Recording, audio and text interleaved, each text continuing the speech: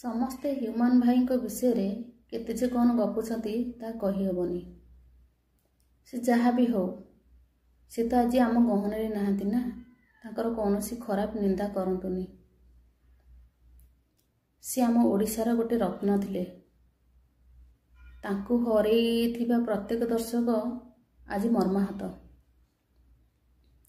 ଆମେ ବାହାରେ ରହୁଛୁ, କିନ୍ତୁ ଆମ ଚାରିପାଖ ହେଉଛନ୍ତି ହିନ୍ଦୀ ଲୋକ ରହୁଛନ୍ତି। କିନ୍ତୁ ଯେତେବେଳେ ଆମେ ମୋବାଇଲରେ ଶୁଣୁ ଗୀତ, ଓଡ଼ିଆ ଗୀତ ତ ଆମେ ଲଗାଉ। କାହିଁକି ନା ଓଡ଼ିଆ ଗୀତ ଲଗେଇଲେ ଲାଗେ ଯେମିତି ଆମ ଓଡ଼ିଶାରେ ଆମେ ଅଛୁ। ଆମ ଆଖପାଖରେ ଆମ ଓଡ଼ିଶା ଭାଇମାନେ ଅଛନ୍ତି, ଭାଇ ଭଉଣୀମାନେ ଅଛନ୍ତି, ମା ବାପାମାନେ ଅଛନ୍ତି। କିନ୍ତୁ ଆଜି ସେ ତ ଆମ ଗହଣରେ ନାହାନ୍ତି ନା। ତାଙ୍କ ସ୍ମୃତିଟାକୁ ଆମେ କିଭଳି ସାଇତିକି ରଖିବା, ସେଇଟା ଆମେ ସବୁବେଳେ ଭାବିବା କଥା। କାହିଁକିନା ଏଭଳି ଗୋଟେ ରତ୍ନ ଯିଏକି ସମସ୍ତଙ୍କ ମନରେ ଅଛନ୍ତି। ଆମ ପ୍ରତ୍ୟେକଟି ଓଡ଼ିଆ, ଦେଶ ବାହାରେ କିମ୍ବା ଦେଶ ଭିତରେ ଯେଉଁଠି ବି ଓଡ଼ିଆ ମାନେ ଅଛନ୍ତି, ହ୍ୟୁମାନ ଭାଇଙ୍କ ଗୀତ ଶୁଣିବାକୁ ଭଲ ପାଆନ୍ତି। ଆଜିର ଯୁବପିଢ଼ି ଯେଉଁ ରାସ୍ତା ଦେଇକି ଯିବା ପାଇଁ ଚାହୁଁଛନ୍ତି, ସେ ନିଜେ ଜାଣନ୍ତୁ ନିଜର ପରିବାରରେ କ'ଣ ଘଟିବ। ତମ ଯିବା ପରେ ପରେ ତମ ପରିବାର ସହିତ କ'ଣ ଘଟିବାକୁ ଯାଉଛି, ସେଇଟା ଟିକେ ଆଖି ଆଗରେ ରଖିକି ତାହେଲେ ତମେ ଏଇ ରାସ୍ତାକୁ ଆପଣାଅ। ଆମେ ମଣିଷ ଜନ୍ମ ପାଇଛେ, ଭଗବାନ ଏମିତି ସେମିତି ଶରୀର ଦେଇନି ଆମକୁ। ଭଗବାନ ଆମକୁ ମଣିଷ ଜାଣିଛନ୍ତି ନା, ମଣିଷ ଶରୀର ଆମକୁ ଦେଇଛି। କୋଟି କୋଟି ଜୀବ ଅଛନ୍ତି, ତାହେଲେ ଆମକୁ କାହିଁ ମଣିଷ ଶରୀର ଦେଇଛି, ଆମକୁ ଜାଣିବା ଶକ୍ତି କାହିଁକି ଦେଇଛି? ଆମେ କିଛି କରିବା ପାଇଁ ଆମକୁ ଭଗବାନ ପଠେଇଛନ୍ତି।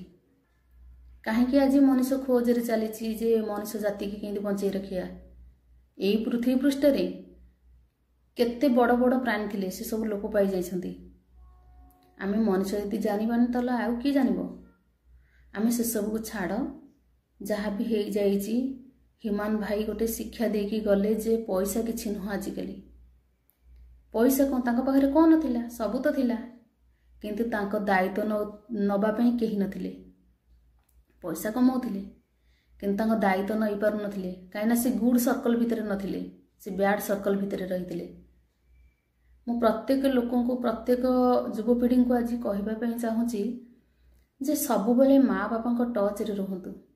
କିଛି ବି ହେବାକୁ ଦେବେନି ସେମାନେ। ତମେ ମ୍ୟାରେଜ କର କି ବ୍ୟାଚଲର ରୁହ, ଯାହା ବି ରହୁଛ ରୁହ, କିନ୍ତୁ ବାପା ମାଙ୍କ ଟଚ୍ରେ ସବୁବେଳେ ତୁମେ ରୁହ, ସାଥିରେ ତାଙ୍କର ରୁହ। ଏତେ ବଡ଼ କ୍ଷତି ହେବା ପାଇଁ ବାପା ମା ଚାହିଁବେନି। ଆଜି କ'ଣ ହରେଇଲେ? ଗୋଟେ ମାଟେ ତା ଜୀବନର ପୁଞ୍ଜି ହରେଇଦେଲା। ଗୋଟେ ଛୁଆଟେ ତା ଭବିଷ୍ୟତ ହରେଇଦେଲା। ଟଙ୍କା ତା ବାପା ଯେତେ ଥୋଇକି ଗଲେ କ'ଣ ହେଲା? ମୁଣ୍ଡ ଉପରୁ କାହାର ହାତ ପଳେଇଲେ କ'ଣ ହୁଏ ଜାଣିଛନ୍ତି ଆପଣ ସମସ୍ତେ। ଆମେ ବଞ୍ଚିବା, ଆମ ମଣିଷ ସମାଜକୁ ବଞ୍ଚେଇକି ରଖିବା। ଏସବୁ ଗଲତ ରାସ୍ତାରୁ ଆମେ ଓହରି ଯିବା। ମୁଁ ଜାଣିନି ସେ କେଉଁ ରାସ୍ତା ଦେଇକି ଯାଇଥିଲେ ଯେ ତାଙ୍କର ଏଭଳି ହେଲା, କିନ୍ତୁ ମୋତେ ଏତିକି ଫିଲ୍ ଲାଗିଲା ଯେ ସେ ଟଚ୍ରେ ନଥିଲେ। ତାଙ୍କ ବାପା ମାଙ୍କ ପାଖରେ ଯଦି ହୋଇଥାନ୍ତେ ତାହେଲେ ମା ତାଙ୍କର ଦାୟିତ୍ୱ ନେଇଥାନ୍ତେ। ବାହାର ଲୋକ କେହି ଦାୟିତ୍ୱ ନେବେନି, କେବଳ ନିଜର ଲୋକ ହିଁ ଦାୟିତ୍ୱ ନେଇପାରିବେ। ନିଜର ଲୋକଙ୍କୁ ଖୋଲିକି କୁହ, କ'ଣ ବି ପ୍ରୋବ୍ଲେମ୍ ହେଇଛି ନିଜର ଲୋକ ହିଁ ସର୍ଟ ଆଉଟ୍ କରିବେ। କିନ୍ତୁ ଆମେ ବାହାର ଲୋକଙ୍କୁ ଭରସାରେ ବି କହିବାନି, ଜାଣିଥିଲେ ବି ସେମାନେ ନା ନିଜେ ଆଖି ବୁଜିକି ରହିଯିବେ। ସେଥିରେ ବି ସେମାନଙ୍କର ସ୍ୱାର୍ଥ ଅଛି। ମୋର ବେଶୀ କିଛି କହିବାର ନାହିଁ। ମୁଁ ଯଦି କିଛି ଖରାପ କଥା କହୁଥାଏ ତାହେଲେ ନିଶ୍ଚୟ ମୋତେ କ୍ଷମା କରିଦେବେ। ଛୋଟ ଭଉଣୀ କିମ୍ବା ବଡ଼ ଭଉଣୀ ହିସାବରେ ମୋତେ କ୍ଷମା କରିଦେବେ। ମୁଁ ସମସ୍ତଙ୍କୁ ଭଲ ପାଇଁ କହୁଛି। ଏ ରାସ୍ତାଟା ଆମ ମଣିଷ ସମାଜ ପାଇଁ ଭଲ ନୁହେଁ। ଆମ ପାଖରେ କେଉଁ ଭଳିଆ ପ୍ରତିଭା ଅଛି ସେଇଟା ଆମେ ଜାଣୁଛେ। ଆମେ ସେ ପ୍ରତିଭାଟାକୁ କାହିଁ ଏତେ କମ୍ ଏଜ୍ରୁ କାହିଁ ହରେଇବା? ଆମେ ବି ଆହୁରି ଆଗକୁ କିଛି କରିପାରିବା ନା। ଆମେ କରିବା, କରିକି ଦେଖେଇବା।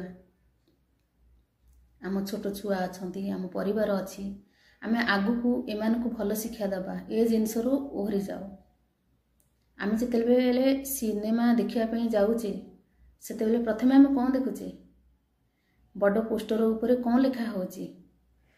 ଧୂମ୍ରପାନ ଠାରୁ କୌଣସି ନିଶା ଦ୍ରବ୍ୟ ଠାରୁ ଦୂରେଇ ରୁହନ୍ତୁ। ଏ ଲେଖା ହେଉଛି ନା? ଇଏ ଆମ ପାଇଁ ଗୋଟେ ବଡ଼ ଶିଖ ନା? ଆମକୁ ପୁରା ବଡ଼ ବଡ଼ ଅକ୍ଷରରେ କହୁଛନ୍ତି ତମ୍ବାକୁ ଖାଇଲେ କ୍ୟାନ୍ସର ହେବ। ଏତିକି ତ ଜାଣନ୍ତୁ, ଏ ଜିନିଷ ସତ।